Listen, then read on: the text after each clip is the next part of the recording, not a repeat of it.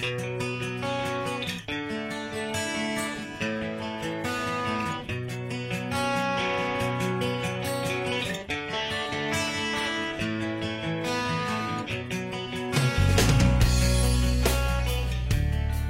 salam sejahtera dan salam durian. Hari ini kita berkesempatan sampai ke Kampung Lingai, Kuala Nerus, Terengganu. Dan hari ini kita nak buat sedikit pengungsian berkenaan dengan penanaman durian secara tradisi dan juga pemulihan kampung klon-klon kampung ataupun kita panggil variety rare. Bagaimana kita nak menguruskan. Dan kita lihat sedikit tentang latar belakang dulu cerita tentang durian ni. Durian sebenarnya merupakan pokok hutan. Dan di sini benar-benar hari ini kita akan lihat satu lagi kebun dusun yang dimana menggunakan kaedah cara penanam secara tradisi yang benar-benar tidak ada tolak tanah. Kalau kita lihat di belakang saya ni, tanah ikut cerun saja, tiada teras. Suka ditanam, tetapi kematian pokok boleh dikatakan tidak menjadi masalah. Pokok dapat tumbuh dengan sehat. Cara tanam juga adalah semai terus dan biar tumbuh. Jadi kita lihat kampung, biasanya di kampung pokok durian jarang jatuh sakit. Antara faktor yang tidak jatuh sakit adalah salurannya lancar, dan dari segi tanah dia gembur. Dan kita lihat yang di sini pun dia dibiarkan agak lama dah, dan sekarang dipulihkan. Dan caranya ialah menggunakan kaedah potong rumput ataupun menebas rumput sahaja, tidak menggunakan racun. Ini antara faktor yang ataupun cara yang betul untuk kita menanam durian. Dan satu lagi yang mungkin kita akan berkongsi dengan tuan pengarah kebun kemudian, bagaimana kita nak pulihkan dan juga mendapatkan durian yang berkualiti. Dan durian yang berkualiti sebenarnya boleh mendapat sambutan yang sangat baik, dan harganya pun tidak kurang daripada dibanding dengan variety-variety yang telah didaftarkan. Contohnya variety seperti 101, D24, ataupun kita pakai D2, TK, Musang Queen dan lain-lain lagi. Jadi kita tahu juga setiap variety yang didaftar itu pun juga berasal daripada sesuatu variety kampung, dan kemudian didaftarkan mengikut nombor ataupun mengikut masa tertentu lah. Jadi bagi saya, penanaman durian ni sebenarnya kalau kita memahami durian ialah kita perlu buat apa yang diperlukan oleh pokok durian, bukan apa yang kita mahu. Dan kalau kita lihat di sini contohnya, boleh dikatakan kalau keliling semua tidak ada teres, mengikut cerun, dan airnya tidak bertakung. Sebab tu pokoknya hidup sehat. Cuma satu kelemahan, pokok tradisi ini sebenarnya dia tidak ada buat cantasan. Jadi nampaknya pokok durian ni ada sedikit nampak macam pokok balak lah. Dari segi nak pengurusan perosak ni mungkin nak sembuh racun susah. Itu saya antara kelemahan dalam penanaman pokok kampung tradisi. Satu lagi ialah kita nak juga menggunakan idea kombinasi daripada kaedah tradisi dipraktik dalam moden. Kalau boleh kita nak jadikan durian ni sebenarnya pokok durian yang mudah diurus, iaitu merenekkan pokok lah. Pemulihan pokok ni sebenarnya dia ada satu SOP yang mudah, yang boleh diikuti dan boleh dijadikan sebagai rujukan. Contohnya kalau kita selepas kita ambil alih pokok, biasanya dia sihat tetapi dia tidak kuat. Jadi langkah pertama ialah kita memulakan dengan kaedah menyiram ataupun menjemur nanoka. Kalau boleh satu pokok tu kita gunakan 1 liter, bancuh dalam air. Bancuh tu mengikut kemampuan yang kita nak sembuh lah. Ada kalanya mungkin kita boleh gunakan dalam tong 18 liter, dibancuh 1 liter dan disembuh di sekeliling akar. Tujuan utama ialah kita nak memperbetulkan pH tanah dulu. Selepas tu menggalakkan pertumbuhan akar. Selepas tu mungkin dalam selepas seminggu ataupun 2 minggu, disusuli dengan kita tabur baja SP361 dalam 1 hingga 2 beg, dan juga diikuti dengan baja SP1 mungkin dalam lingkungan 8 hingga 10 kilo bergantung pada saiz pokok. Dan kita ulangi proses ini setiap 2 bulan atau 3 bulan sekali, sehingga pokok kita betul subur, kanopi daun sudah padat, baru kita mulakan rangsang bunga. Dan biasanya dia akan makan masa lebih kurang dalam 6 bulan hingga setahun, ataupun kadang-kadang setahun lebih sedikit, bergantung pada kesihatan pokok. Kalau pokok kita yang sihat, mungkin setahun kemudian kita mulai merangsang. Dan kalau kita nak merangsang, dia agak mudah. Kita boleh menggunakan SP2, iaitu meningkatkan potasium dengan fosforus dalam kandungan tanah dengan kaedah pembajakan. Dan biasanya digalakkan kalau pokok yang besar, kita boleh sekali tabur 1 beg 25 kilo dan tunggu untuk dia berbuah. Dan kalau kita mampu nak melakukan pengeburan melalui daun, itu juga boleh membantu mempercepatkan. Contohnya, saya biasanya menggalakkan orang menggunakan fruit 428. Fruit 428 ni sebenarnya dia boleh menggalak pertumbuhan daun, dan di samping masalah juga dia akan membantu dalam pengerasan ataupun penuaan daun yang lebih cepat. Jadi dia berbuah lebih awal. Dan kelebihannya kita dapati lah, apabila pakai fruit 24, dia keluar bunga tu dia tak banyak, dia sederhana. Kalau boleh durian sebenarnya kita tidak mahu dia berbunga terlampau banyak. Kalau berbunga terlampau banyak, persaingan antara bunga tu tinggi dan kejadian buah rendah. Kalau berbunga tu sederhana ataupun sedikit, biasanya kejadian buah tinggi disebabkan penumpuan zat pada setiap kuntum bunga yang dikeluarkan. Dan ditambahnya kita menggunakan CBK dengan BioB2 untuk meningkatkan boron dan kalsium. Jadi penghirapan itu juga akan membantu dalam kejadian buah. Dan seterusnya kita juga boleh tambahlah dengan amino acid seperti aminopio P400 untuk meningkatkan ketahanan penyakit. Dan semasa buat pesat memasak itulah semua orang kita lakukan juga. Dan kita lihat juga bergantung pada persekitaran. Contohnya persekitaran di sini adalah hutan. Jadi biasanya serangga dia kurang. Dia tak ada masalah sangat. Kalau ada pun dia mungkin dalam 5 hingga 10%. Pemulihan tu dia kena tengok tanah tu juga tanah jenis apa. Kalau kita perhatikan di sini, tanah dia memang tanah organik tinggi juga. Dan tadi kita perhatikan juga dalam tanah tu mengandung banyak cacing tanah. Maksudnya tanah tu gembur. Sejahtera, salam durian semua.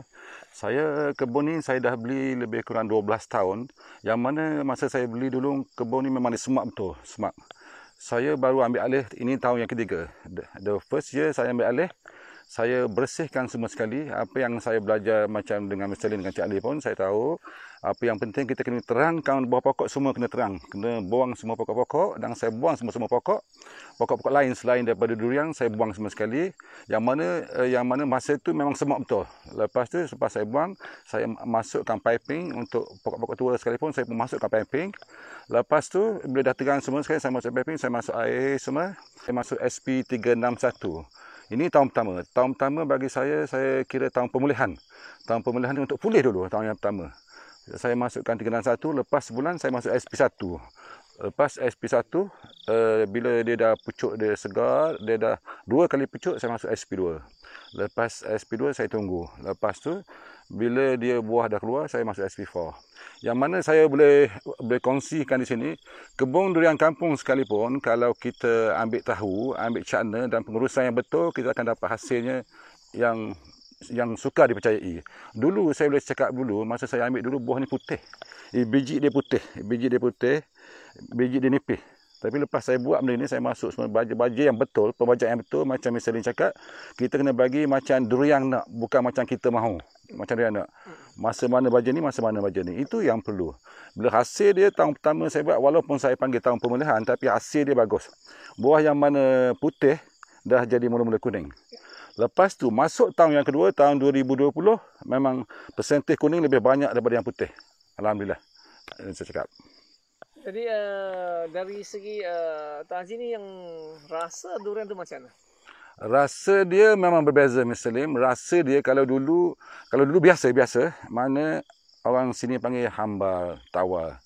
Tapi lepas kita buat pemulihan tu, baja yang betul, dengan saya masuk semula macam dia orang cakap, macam Ali cakap, saya masuk dengan 428, 168, BioB2, Nanoka, semua saya masuk, ikut macam schedule yang dia bagi. So, dapat hasil dia memang beza. Buah dia kuning, melekit, tebal, lagi tebal, dan rasa dia memang lain daripada yang lain, yang kurang bajaan. Apakah feedback kepada pelanggan yang sudah makan? Pelanggan yang pertama datang saya tahun 2020. Masuk ke tahun 2021, mesti dia akan cari balik kebun kita, kebun D55. Sebab rasa dia memang, dia mungkin tak lupa kok. Dia ketagih. Dan dia beza, dia orang cakap berbeza, dia macam dia yang dia beli tepi jalan. Kalau nak sampai Musangking tu, Allah Allah. Belum sampai Musangking lah. Dia sebenarnya Musangking pun dia asal daripada kampung. Oh. Saya masih ingat lagi Musangking waktu mula-mula kita makan tahun 90-an. Dia tidak sesedap 24. Tetapi hari ini Musangking juga dari segi pembajaan dipulihkan. Rasanya pun mencapai tahap kita kan. Jadi bagi pendapat saya juga durian-durian kampung ni sebenarnya kalau kita buat betul-betul, setiap durian kampung menjadi permata yang bernilai. Dan dia menjadi satu yang kelebihannya dia tak banyak. Jadi dia akan menjadi satu lagi tarikan uniknya kita boleh promosikan sebagai durian eksotik. Ataupun kita panggil durian rare, banyak nama yang boleh perkenalkan. Dan mungkin juga Tuan Haji boleh kongsikan. Rasanya apakah harga yang rasanya yang patut yang boleh kita ketengahkan untuk yang durian-durian special ni? Saya rasa saya setuju dengan pendapat Mr. Lim bila kita ambil tahu, ambil cakna durian kampung ni. Dia memang dia beza harga dia, harga yang kita tidak jangka. Kalau dulu masa saya belum ambil tahu pasal durian ni, harga dia kat bawah tu dia dalam RM2, RM2.50, RM3. Bila saya buat durian ni, saya boleh kekal dengan harga dia RM16 sekilo durian kampung. First year saya buat RM16 sekilo. So pada sebelum baru ni, masa PKP tu, masa musim durian baru ni, dia boleh naik harga 16, dia boleh maintain. Ada setengah tu 20, apa pun ada, 25 pun ada. So harga kita memang berbeza daripada durian kampung yang tidak dibaja dan tidak dijaga dengan betul. Saya berpuas hati dengan penjagaan durian ni. Mungkin juga Tuan Haji boleh kongsikan sedikit daripada kuantiti yang dihasilkan berbandingan sebelum pemulihan dengan selepas pemulihan. Dia beza dia misalnya, beza dia antaranya model buah, bentuk buah. Bentuk buah kalau dulu dia ada yang bujur, ada yang tidak bulat dengan betul. Tapi lepas kita ambil tahu ni, kita buat baja yang betul, dia telah jadi bulat, buah dia besar, itu pasti. Lepas tu biji dia memang berubah daripada besar kepada kecil. Cuma kemek belum banyak lagi kemek. Mungkin this year pun mungkin jadi kemek lagi kot. Dan isi dia memang berhatilah. Memang beza, buah dia memang beza sangat. Beza sangat daripada dulu yang saya ambil. Durian yang sama dulu orang makan dulu dengan sekarang, dia dapat tahu beza dia. Memang beza dia selepas kita pembajaan yang betul. Jadi tuan-tuan dan puan-puan, kalau nak dapatkan durian yang berkualiti, yang sedap, mungkin boleh kunjungi kebun Tuan Haji. Dan lepas makan ni pasti ketagih lah. Nasihat ataupun pandangan yang boleh dikongsikan untuk kita, untuk teman-teman kita semua, ataupun untuk rakan-rakan seperjuangan kita dalam durian industri ini. Okey, Mr. Lim, untuk bagi saya, nasihat saya kepada rakan-rakan seperjuangan di bawah sana, yang di luar sana, di mana-mana seluruh Malaysia ni, marilah kita sama baiki balik, kita betulkan durian yang orang tua kita tinggal dulu, yang ada dalam semak-semak, kita boleh betulkan semuanya. InsyaAllah kita boleh betulkan semua. Marilah kita sama-sama buat. Apa yang penting, saya punya motto, saya punya pegangan saya mesti kerja dengan hati dan saya akan buat sampai jadi. Dan saya dah nampak sekarang ni 2 tahun saya ambil ni, memang jadi. So boleh buat, memang boleh buat. Durian kampung ni boleh dikomersialkan.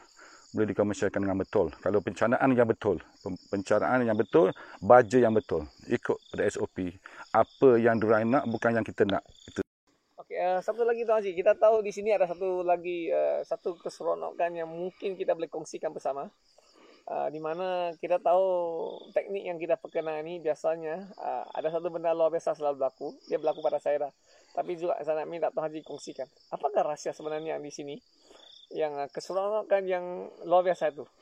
Apa yang saya nampak Mr. Lim, yang paling ketara sekali, saya boleh keluar buah awal daripada sekitar sini. Tahun pertama saya pada tahun 2020 saya boleh keluar buah di sini pada 14 bulan Julai. Masuk tahun yang kedua, tahun 2021 saya boleh keluar 24 bulan 6. Semaknanya saya dah gap dengan orang lebih kurang dekat dengan sebulan. Itu yang sebenarnya bagi player durian, itu yang kita mahu sebenarnya. Kita nak cepat daripada orang baru kita dapat harga yang betul. InsyaAllah. Okey, inilah pengalaman juga saya sendiri sebagai penanam. Biasanya durian saya pun dia gugur 2 minggu lebih awal daripada orang lain. Ataupun gugur ke hadapan. Jadi disebabkan durian ni sebenarnya sesiapa yang Google lebih awal tu, harganya memang melambung. Sebab apa? Sebab dari pasaran tak ada lagi. Diikuti dengan kualiti yang tinggi. Itulah menjadi satu tarikan. Sebab durian yang Google awal tu dia mendapat sambutan yang luar biasa sedikit. Dan kemudian juga mungkin Tuan Haji boleh kongsikan, disebabkan durian Google awal, nak masuk pertandingan tak sempat. Sebab semua orang Google lambat baru bertanding. Mungkin boleh kongsikan tak bila Tuan Haji nak bertanding ni, sebab tak sempat, apa Tuan Haji buat untuk bertanding? Untuk yang bertanding pada tahun ni, Jabatan Pertanian Terengganu dia bagi tarikh bulan 8. Kita durian saya turun 24 bulan 6. So masa bertanding tu durian saya dah habis. Dah habis ataupun di penghujung betul. Saya simpan dah dalam frozen. Buah tu dalam 3 pokok. Tapi bila masa bertanding saya bawa lah juga lah di atas permintaan kawan-kawan pertanian, bawa lah juga. Tapi dapatlah nombor 2 juga dengan nombor 4 saya dapat juga lah 3 semua dapat ada, tapi ke belakang sikit pada orang pasal kita simpan dalam peti, simpan dalam frozen. Okey, kita tahu walaupun disimpan dalam peti ya. Sebenarnya kalau durian simpan peti bawa bertanding biasanya lah dia tak boleh menang. Tapi boleh menang nombor maksudnya kita dah menang 2 kali lah.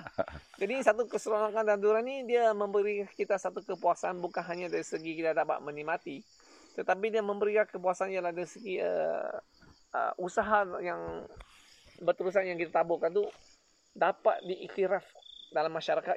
Dan kita tahu juga durian ni merupakan satu ikon ataupun lebih sinonim sebagai satu daripada dia boleh merapatkan silaturahim antara masyarakat dengan kawan-kawan dan juga antara dalam kehidupan dalam masyarakat Malaysia yang majmuk.